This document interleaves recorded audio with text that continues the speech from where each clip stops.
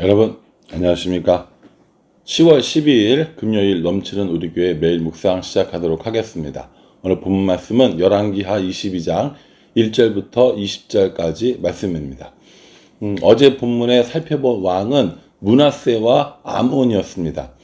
히스기야가 선하게 나라를 잘 안정시켰는데 므낫세 그리고 아몬으로 오면서 굉장히 우상을 숭배하고 나라가 영적으로 혼란에 빠지는 이런 일들이 있었죠.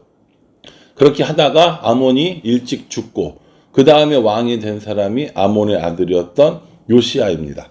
1절 말씀에요. 요시야가 왕위에 오를 때에 나이가 8세라 예루살렘에서 31년간 다스리니라. 그의 어머니의 이름은 여디다요 보스갓 아다야의 딸이더라. 이렇게 얘기합니다. 요시야는 8살에 왕이 된 거예요. 여러분 8살이면 우리나라 나이로 지금 초등학교 1학년이거든요. 뭘 사실 알까 싶은데 어쨌든 간에 뭐 주변에 좀 돕는 사람도 있었고 그랬겠죠. 요시야가 왕이 되었습니다. 아마 8살 그 나이에는 아무것도 뭔가를 할 수 있는 건 없었을 것 같아요. 그러나 뭐 뭔가를 교육을 받고 뭐 배우거나 이렇게 왕의 이런 재질을 알아가는 그런 시간이었겠죠. 그래서 이 요시야를 보고 뭐라고 평가하냐면 2절에 요시야가 여호와 보시기에 정직히 행하여 그의 조상 다윗의 모든 길로 행하고 좌우로 치우치지 아니하였더라. 이렇게 얘기합니다. 요시야가 하나님 보시기에 정직히 행한 왕이었다라는 거예요. 그러니까 우리가 멀리 가지 않고 그 윗대를 살펴보면요. 아하스 왕은 우상 숭배하는 아주 심한, 그리고 그의 아들 히스기야는 선한 왕이었고 그의 아들 므낫세 아몬은 악한 왕이었고 그의 아들 요시야는 하나님 앞에 선한 왕이었고 이렇게 이어서 간다는 거죠. 그래서 여러분들이 이렇게 어떤 왕들이 선한 왕들이었는가라고 하는 그 포인트만 찝어서 봐도 이 남유다의 왕들을 이해하기가 훨씬 더 쉽지 않을까라는 생각을 합니다.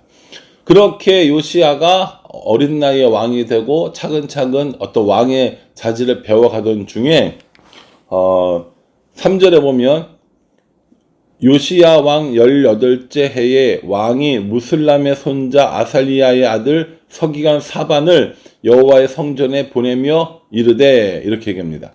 여기 보면 이제 한 10년쯤 지난 거예요. 요시야 왕 18번째 해가 된 거죠. 이때 누가 있었냐면 사반이라고 하는 서기관이 있었습니다. 그러니까 서기관은 여러 가지 일들을 하는 거예요. 말씀을 가르치기도 하고 왕을 보좌하기도 하고 등등등등.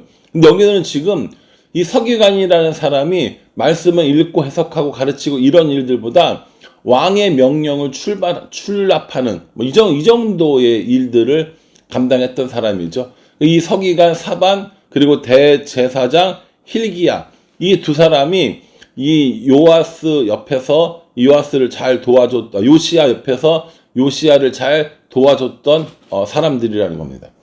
이 요시야 옆에 사반과 힐기야와 함께 무슨 일을 했냐면 이 성전을 수리하는 일들을 했거든요. 아무래도 오랜 시간이 지나다 보니까 여기저기 수리할 일들이 많이 있는데 성전을 수리하는 일을 하게 되었다라는 겁니다. 성전은 일을 수리하는 일을 맡기면서 이 사람들에게 돈을 주고 그 돈에 관해서는 회개하지 않을 만큼 그 건축하던 사람들이 정직하게 일을 잘 행하였고 그 수리한 것이 중요한 것이 아니라 그 수리하다가 율법책을 발견하게 된 겁니다. 이 율법책이 이 성전 어딘가에 이렇게 보관되어져 있었는데 그걸 모르고 있다가 그 율법책이 발견되게 되었다라는 것이죠. 그래서 그 율법책에 있는 것들을 다 읽어보라고 그랬어요. 읽어보라고 했더니 어떻게 반응하냐면 11절에 왕이 율법책의 말을 듣자 곧 그의 옷을 찢으니라, 이렇게 얘기합니다. 율법책에 이런 것들을 이야기하니까 왕이 옷을 찢으면서 이거 큰일 났구나 라고 이야기를 하는 거예요. 그러면 보십시오. 13절에 너희는 가서 나와 백성과 온 유다를 위하여 이 발견한 책의 말씀에 대하여 여호와께 물으라. 우리 조상들이 이 책의 말씀을 듣지 아니하며 이 책에 우리를 위하여 기록된 모든 것을 행하지 아니하였으므로 여호와께서 우리에게 내리신 진노가 크도다, 이렇게 얘기해요. 그 말씀에 보니까 하나님께서 우리에게 주시는, 하나님께서 우리를 위하여 주시는 말씀을 듣지 않았고 그 말씀을 행하지 않았다라는 것을 깨닫게 된 겁니다. 여러분, 성경 제가 읽으라고 많이 이야기해서 여러분 참 피곤하시죠? 저도 압니다. 성경 읽어라 이렇게 얘기하면 이게 잔소리처럼 나중에 되더라고요. 그래서 저도 좀 부담스러운 면이 있긴 하지만 오늘 이 요시야의 이야기도 보십시오. 성전에서 말씀이 발견되어졌어요. 율법이 발견되어졌다고요? 그럼 그 전에 있었다는 얘기, 없었다는 얘기? 없었다는 얘기입니다. 누가 다 없앴어요? 55년 동안 통치했던 므낫세가 가만히 뒀겠습니까? 그의 아들 악한 아몬이 가만히 뒀겠습니까? 그러니까 성전 안에서 여호와의 말씀을 찾아볼 수가 없었다라는 거예요. 여러분, 만약에 우리 다음 세대에 성경이 전해지지 않고 말씀이 전해지지 않는다면 여러분, 우리들 다음 세대가 이걸 이해하고 다 알아들을까요? 저 모른다고 생각하거든요. 요시야도 똑같았다라는 거예요. 하나님의 말씀에 대해서 알려주는 사람이 없고 하나님의 성전이라고 하는데 어떻게 하는지도 모르고 이런 상태였는데 그 말씀을 발견하고 그 말씀을, 율법을 읽어보니까 하나님이 주신 계명들을 듣지도 않았고 우리를 위하여 주신 그 말씀들을 지키지도 않았다라고 이렇게 이야기를 하고 있는 겁니다. 이게 얼마나 큰 깨달음이었겠습니까? 그래서 이 요시야가 이 말씀을 보고 이것이 어떤 말씀인지 우리에게 알게 해라 라고 이야기를 합니다. 그래서 그 신하들, 아까 이야기했던 사반이나 힐기야나 이런 사람들이 누구를 찾아가냐면 여선지자 훌다라는 사람을 찾아갑니다. 이 여선지자 훌다를 찾아가서 어떤 얘기를 듣냐면 16절에요. 여호와의 말씀이 내가 이곳과 그 주민에게 재앙을 내리되 곧 유다 왕이 읽은 책의 모든 말대로 하리니, 이렇게 얘기합니다. 재앙을 내릴 거라는 거죠. 거기에 있는 말씀 그대로 재앙을 내릴 거라는 거예요. 왜 재앙을 내리느냐? 17절에 이는 이 백성이 나를 버리고 다른 신에게 분향하며 그들의 손의 모든 행위로 나를 경노하게 하였음이라. 그러므로 내가 이것을 향하여 내린 진노가 꺼지지 아니하리라 하라 하셨느니라, 이렇게 얘기하는 겁니다. 그러니까 그 율법책에 기록되어져 있었던 이 유다를 향한 이 심판은 거둬들이지 않는다라는 거예요.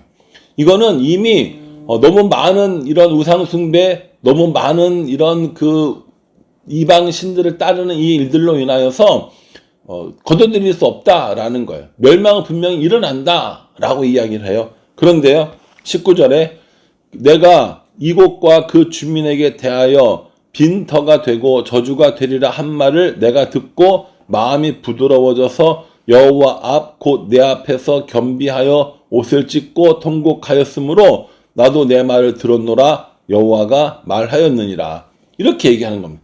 그게 무슨 말입니까? 하나님께서 이 땅을 징계하고 이 땅을 멸망시키겠다고 하신 그 말씀 자체에는 변함이 없어요. 변함이 없는데 이 요시야가 하나님의 율법을 듣고 하나님 앞에 간절히 구하고 또 하나님 앞에 정직하게 행하고 이렇게 하니까 나도 하나님도 생각을 바꾸겠다라고 이야기를 하는 것이죠. 그러면서 보십시오. 20절에 그러므로 보라 내가 너의 조상들에게 돌아가서 평안히 묘실로 들어가게 하리니 내가 이곳에 내리는 모든 재앙을 내 눈이 보지 못하리라 하셨느니라 하니 사자들이 왕에게 보고하니라. 이런 여러 가지 재앙과 심판이 있을 터인데 요시야 왕 너 때는 이런 일이 일어나지 않을 거야 라고 얘기합니다. 예를 들자면 심판의 때가 됐는데 요시야의 이야기를 듣고 그 심판의 때를 미루신 거예요. 여러분, 하나님의 심판은 분명히 일어납니다. 하나님이 이렇게 하시겠다고 하신 그 심판의 내용은 분명히 일어나는 거죠. 그럼에도 불구하고 그 심판이 끝이 아니라 그 심판 중에서도 우리에게 긍휼을 베푸시는 하나님의 모습을 보게 되어진다는 겁니다. 아무리 심판이 있고 아무리 저주가 있고 아무리 멸망한다 할지라도 그것보다 하나님께서 우리에게 원하시는 건 뭡니까? 긍휼이라는 거예요. 우리를 여전히 불쌍히 여겨주신다는 겁니다. 심판이 목적이 아니라는 거예요. 죽이고 멸망시키는 것이 목적이 아니라 하나님께로 돌아오기를 바라는 마음입니다. 이거죠. 애들이 말을 안 들어요. 그럼 어떡합니까? 너 자꾸 말 안 들으면 혼난다. 계속 이야기해요. 그냥 혼내면 되잖아요. 그냥 혼내면 될 거 아닙니까? 근데 왜 그냥 혼내지 않아요? 돌아오기를 바라는 거예요. 잘 해주기를 바라는 거예요. 혼나지 않아도 되게끔 잘해주기를 바라는 마음으로 계속 그 얘기를 하는 거거든요. 그러는데 그렇게 아무리 해도 이야기가 되지 않을 때 어떡합니까? 그때 탁 혼나게 되는 거죠. 저는 하나님도 똑같다고 생각합니다. 하나님 우리를 향해서 심판하겠다 하시는 이유는 하나님이 심판을 즐겨하시고 멸망을 즐겨하시고 우리를 저주하시기를 즐겨하시는 분이기 때문이 아닙니다. 우리가 어떻게든지 돌아오기를 바라고 그 심판 가운데서도 긍휼 내리시기를 즐거워하시는 하나님이시기 때문에 이렇게 얘기해 주시는 거예요. 요시야가 이 말씀을 통하여서 하나님의 뜻이 무엇인지 알았어요. 하나님의 계획도 무엇인지 알았습니다. 야, 이거 정말 큰일 났구나 라는 생각도 아마 했을 겁니다. 그래서 요시야가 하나님 앞에 엎드려서 기도하고 살려달라고 하고 이 종교의 개혁들이 일어나고 이런 일들이 일어나는 겁니다. 이제 내일 본문에서 요시야가 어떻게 개혁을 하는지 이런 내용들이 나오는데 그 말씀도 한번 같이 보면서 말씀이 우리들을 깨트리고 말씀이 우리로 하여금 죄를 깨닫게 하고 말씀이 우리를 하나님 앞으로 인도하게 한다라는 이 사실을 반드시 기억해야 할 겁니다. 이래서 말씀을 읽어야 하고 이래서 말씀을 묵상해야 되는 거죠. 하나님께서 심판 중에라도 긍휼을 잊지 않으시고 우리를 구원해 주시기를 즐거워하시고 우리를 회복시켜 주시기를 즐거워하시는 분이라는 사실을 깨달았을 때 우리가 우리 하나님과 온전히 동행하면서 살아갈 수 있게 되는 겁니다. 오늘 이 요아스가 성전 수리하는 중에 율법책을 발견하고 그 율법책으로 인하여서 마음이 하나님께로 돌아가며 그 하나님을 올바로 섬김으로 말미암아 요시야 때에서 심판을 심판이 없는 이런 일들이 있다는 사실을 기억하시고 우리도 말씀으로 우리를 바라보며 하나님의 긍휼하심을 구하는 우리 모두가 될 수 있기를 주님의 이름으로 축복합니다. 기도하겠습니다. 하나님, 우리 요시야의 모습 속에서 우리들의 모습을 봅니다.